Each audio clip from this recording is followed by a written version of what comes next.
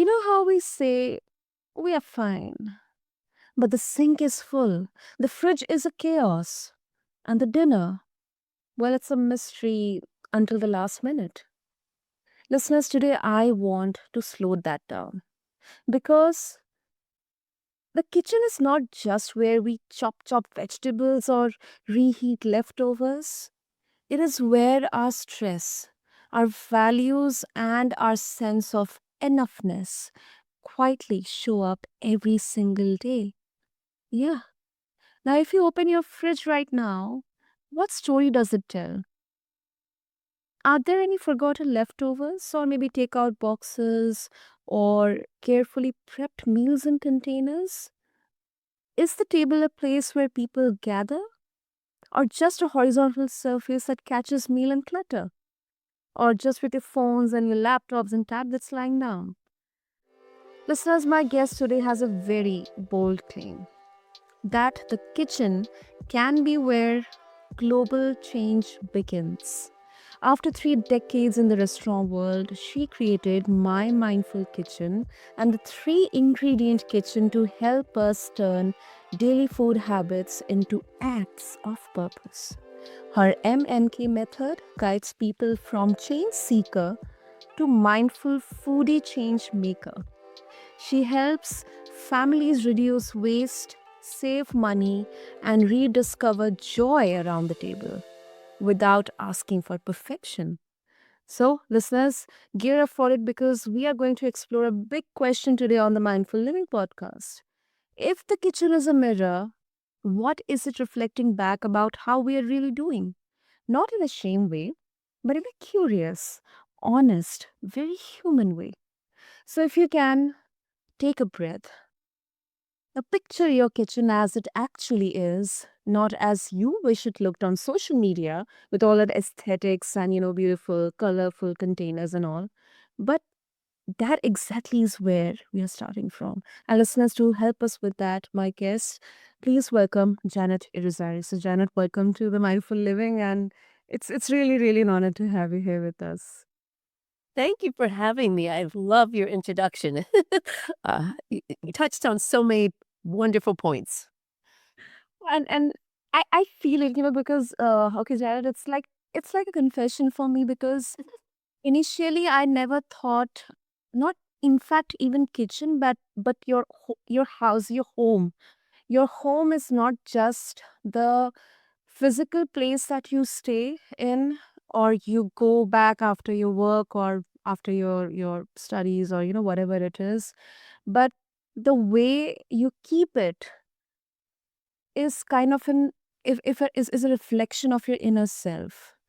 And especially when it comes to kitchen or food, um it's not only just the eating part or the nutrition part, the physical aspect, but there is a deep down a spiritual, a cultural, and an emotional part also attached. And I know for the fact that cooking or making your favorite dish, eating it warm, it is such a beauty in it itself. And it's also a huge blessing that, we live to have. So it's very, very, it's such an important part of especially the mindful living. And thank you so much for, bringing this topic up and this conversation. So yeah, let's begin. Glad to be here. And it's with the world the way it is today and everyone being so rushed, we tend to forget the value of our kitchen and what it can offer us, as you said, not just physically, what we eat and, how healthy we are, but emotionally too. The 3 ingredients for the 3-ingredient kitchen are mindfulness, belonging, and purpose, which, Mhm. is what I love about those ingredients? They never go bad, they're free, and, they bring so much flavor to the table. How about that? Absolutely, no doubt. 1000% agree with it. And um, I mean, mindfulness, I mean, I can actually speak about it because this is something that I also kind of sometimes really tend to argue with a lot of people. Or whenever, we are cooking or we are eating, sometimes we tend to ignore the love, that fun in cooking, prepping or maybe cutting the vegetables, cleaning and setting up everything, putting all those, ingredients, spices or whatever it is, tasting it. And then while eating also, like normally right now what we're doing is, okay, we have got half an hour of break. Let's just somehow eat everything and get back to whatever we are doing. I mean, like, we are forgetting that, okay, I have eaten this in the breakfast or I've eaten this in the lunch. We're not even enjoying while we're eating. So I think that is such an important way of, bringing mindfulness. And of course, it is free, and still, it's kind of depleting from our lives. Yeah, and I think in the world of abundance that most of us live in, we forget to have the respect for the food that we're eating. And, by just simply appreciating the journey from the farm to your table is enough to start, a different kind of mindset. There's so many from the time something, starts on the farm to the time it gets to the supermarket to your kitchen, there's so many both natural and human resources that have been put into it.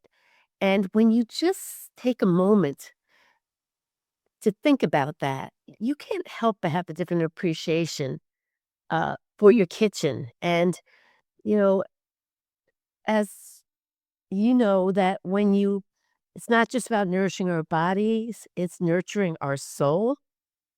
Yeah. And that by taking the time, you said chop, chop, chop, So let's not chop, chop, chop. Let's just chop, chop, chop.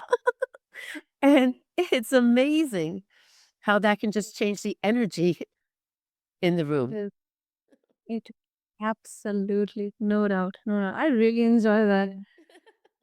So, Janet, okay, let's first, begin with this. Okay, when you walk into someone's kitchen, um, what are the first three things you notice that tell you how they are really doing, not just how clean their house is? I mean, that is something else, but how do you make a sense of it? How they are doing?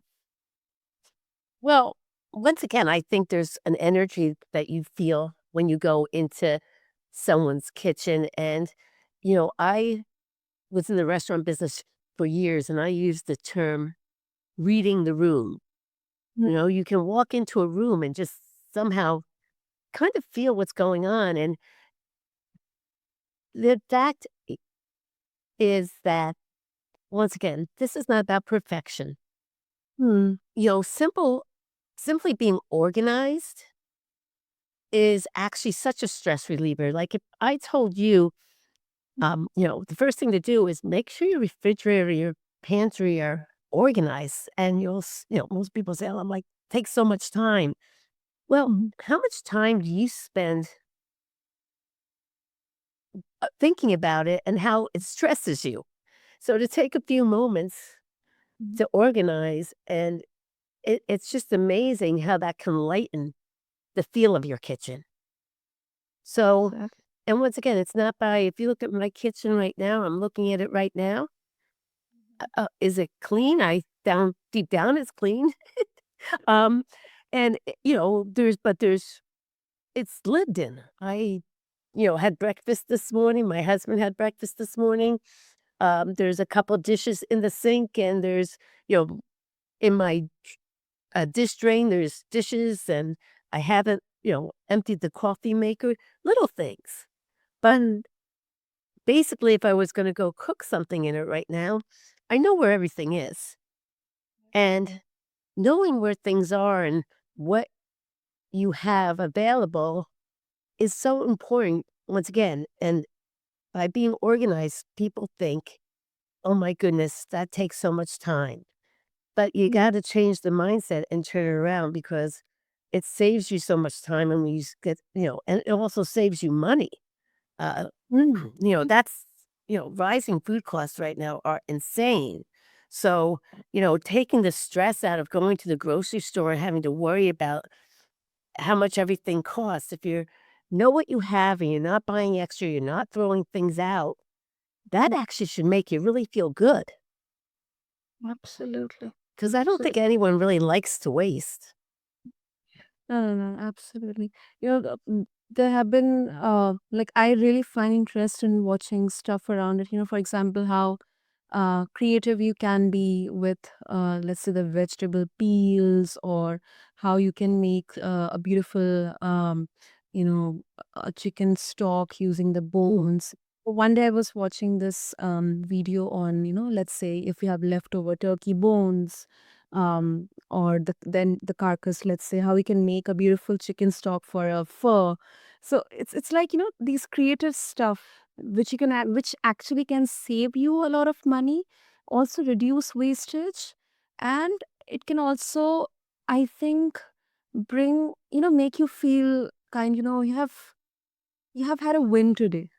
So You know, I s I use some analogies of how it feels when you can, like, keep your broccoli fresh or use, for 3 weeks, or make something out of leftovers in the refrigerator. It's like that great feeling that you have when you go to the store to buy an outfit for some occasion and you find the perfect thing that's on sale that's half of what you expected to pay for it. And that's such a accomplishment. That's kind of the same way you feel when you have those kind of wins that we just talked about. And Mhm. I was listening to someone talk on, of course, here we're celebrating Thanksgiving. We just celebrated it and we're going into, of course, Christmas and all. And we're talking about not wasting food. And how to use leftovers, but I heard someone talk about, and I really liked the way they said this, was that your leftovers are actually a head start to your next meal. You don't have to start from scratch. So knowing that you have that and you don't have to, whether it's the mashed potatoes that you can make into something different or the vegetables, they're already prepped and done and just ready to go. And you can totally recreate depending on what you're in the mood for that night. So that once again, major mindfulness, having the awareness, I think, is key. That um, the kitchen and using up leftovers and knowing what you have in the kitchen is a way to make your kitchen not such a stressful place, but more of a place that you can show appreciation, slow down, and have gratitude. Absolutely, absolutely. I mean, because I love that, because we are not talking about how we have to keep our kitchen or our home spotlessly clean for others to appreciate, or maybe put up, on any social media, but for at least ourselves. Because you mentioned about energy, I think that is something, we so much, we feel drawn to, like, half finished things, or maybe a feeling of that I'm barely keeping up. So it really makes, this feel less like a more more model scorecard, and more like a dashboard. Like, there's data, and it's not a proof that we are failing, but I think it gives that, impetus, or that motivation, that the first step today is not like to panic clean, but to look around and ask, like, what is the space trying to tell me about my own life right now? How do I feel about it? Like, when I walk into that space, if it drains me, it's just like you're standing around a negative person. If they drain you, get away. If your kitchen is draining you, then do something about it. And my suggestion is one small thing. Do one small thing every day or every week that puts you in the direction that makes you feel more positive. It kind of like anchors the day in a positive way instead of waking up to negative news. That could be by using, as we just talked about, leftovers, what's already in your refrigerator. sitting down together, making a plan to sit down together and have dinner as a family, or inviting your kids into the kitchen one day to help you cook, or um, teach a child to do something in the kitchen that actually helps them learn skills, or begins conversations that you can talk about values, because that is part of what my mindful kitchen is all about. And the three ingredients, it's about, it's a perfect place as a classroom for kids. Now, I don't think there's one value you can't teach your kid um, in the kitchen, and it starts conversations that could be anything from things that we don't want to talk about, the elephants in the room, climate change, food insecurity, politics, but it can be done in a way that just is not a lecture. It's a conversation. Where did this food come from, and why should we eat all of this before we buy new? What's the benefits of us using everything in our refrigerator? How much do you think this costs? How much did this tomato travel to get to your doorstep? And just putting all those little pieces together in ways that don't feel um, scary, or as a lecture to teach kids values. It's just chat and talk and conversation, and having the quality time you want with your kids away from their devices. And I mean, I tell people to use the devices in the kitchen sometimes to get creative, and look in the refrigerator and see what you have, and let's see what we can make out of those. If we don't have any ideas, let's put them into um you know Google those ingredients and see what might come up. Yep, absolutely. Now we have AI. Exactly. It's amazing. It's amazing. Those are just starting points. It's not starting with a blank piece of paper, but giving an idea. And kids, they, oh my God, get so excited. It's almost like gamifying it. And moving on to, the belongingness here, Janet. Like, a lot of people say that they do care about health, family, and the planet. They look at their kitchen and see takeout bags and food waste. Um, from your perspective, what does that gap between values and habits usually reveal? Well, I think it it's we learn from how our parents or the outside world models things. And I think, at least here where I live in the United States, and people my age and people of my, income level or whatever, we haven't modeled so good. We live in a world of abundance, and people go into stores and, perfectly stocked shelves. And if you go into someone's home, they probably have enough food to eat for I don't know how long. And, if you don't want, not in the mood for something, there's always something else you could buy. And I think that it's really important to sit back and reevaluate that, and um, take, and that's once again bringing the mindfulness into the kitchen and getting off of autopilot, and start really using food as a way and as a tool to realize what's going on in the world around you also, and to be less um, selfish, I guess. Mm, yeah, makes sense, Janet. Yeah, and, once again, the 3 ingredients are mindfulness, and that's just it's simple. It's noticing what you already have, reducing your autopilot choices, um, belonging, it's sitting down together, sharing meals, um, building a family culture, and purpose, it's making choices that align with your values. So, I believe everyone is brought into this world with these innate values that are good.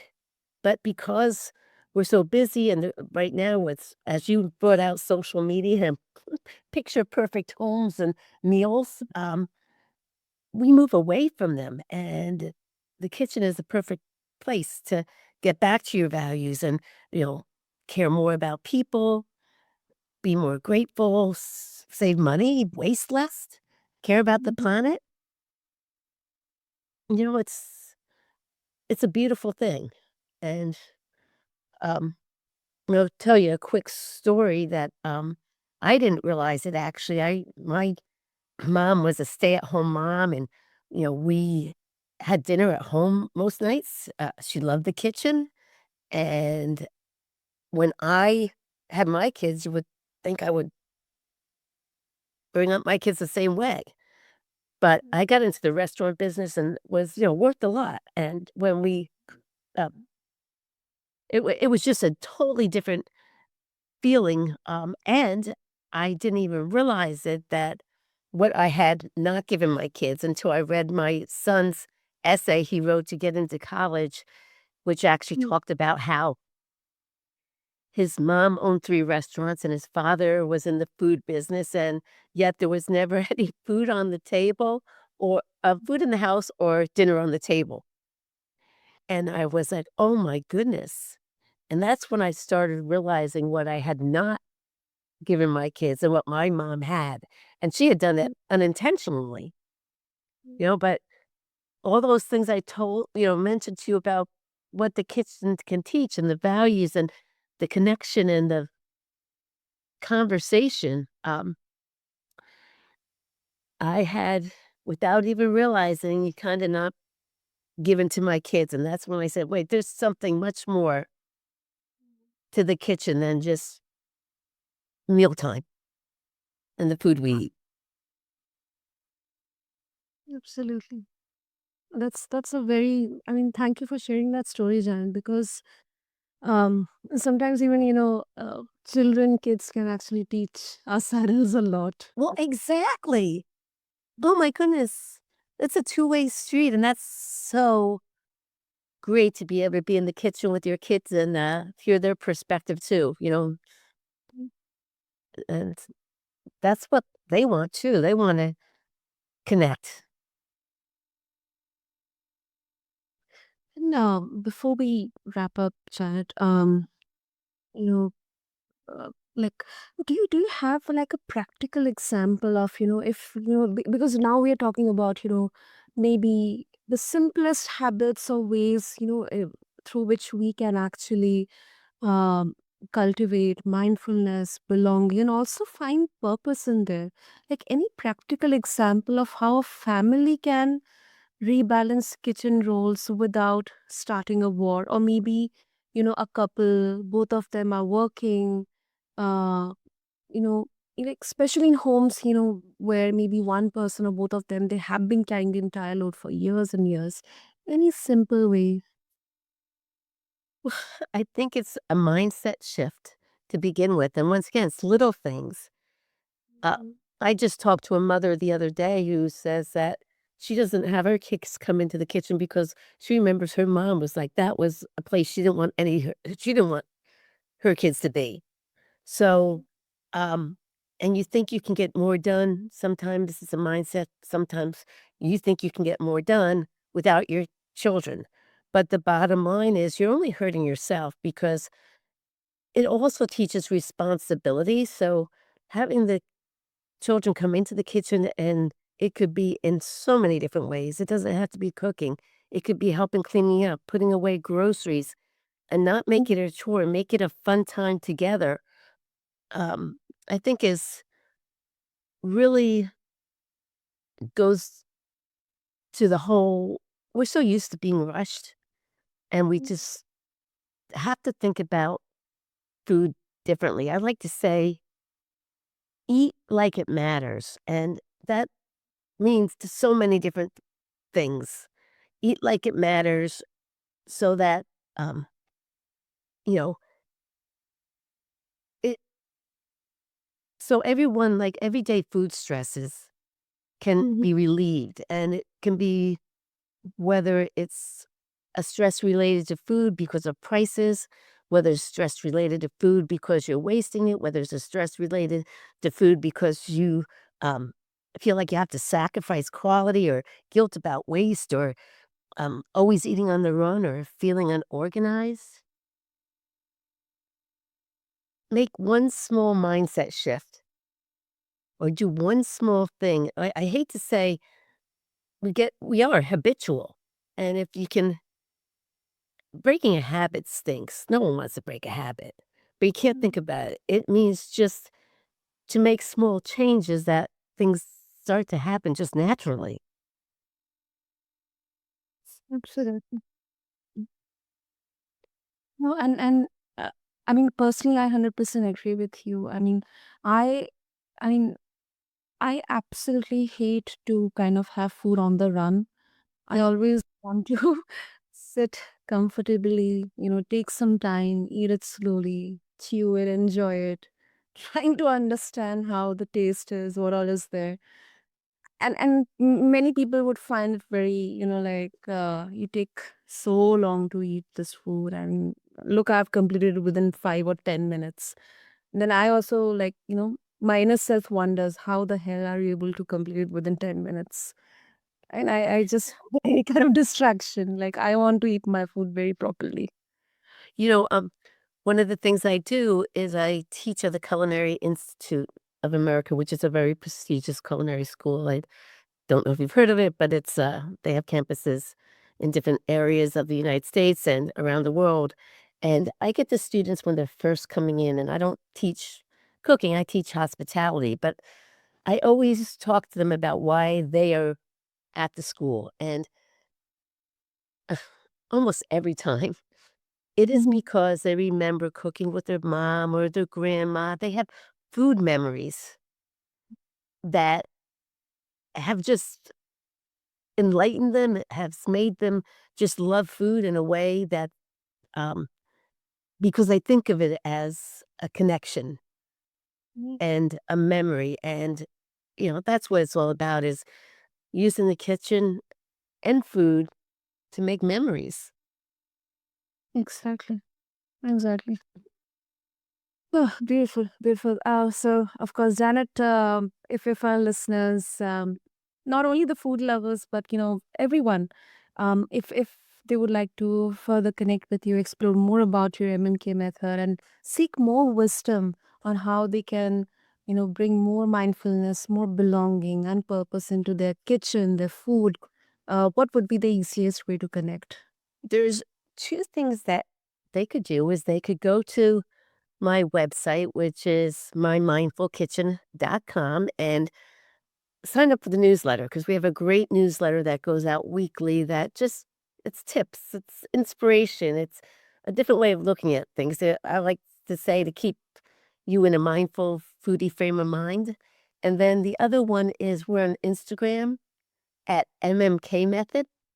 And once again, you'll find videos of me and I'll talk to you and we'll talk together and uh, just be inspired. And it's all about feeling good and positive. Amazing.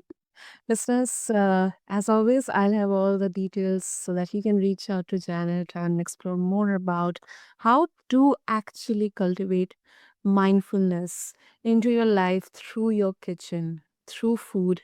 And Janet, thank you so much for.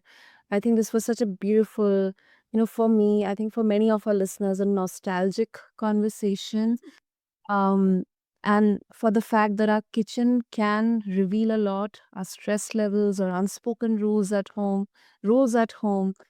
our relationship with money, and even how hopeful we feel about the future of the planet as well. So, thank you so much. Well, it's a pleasure speaking with you. It was a very fun conversation, and I really appreciate being able to talk about this and hope people go out and just do one small thing. Absolutely. So, listeners, you do not need a designer pantry or um, endless free time to start living more mindfully in this space.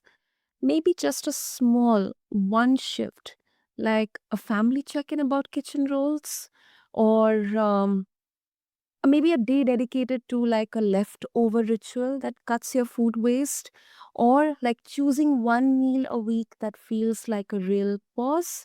not just refueling. Because the kitchen can be a mirror, but it does not have to be a judge. So until then, this is your host Sana, and this has been the Mindful Living. And if today sparked something for you, go look at your kitchen with softer eyes and sharper curiosity. Thank you for listening, for caring, and for doing the quiet work no one sees.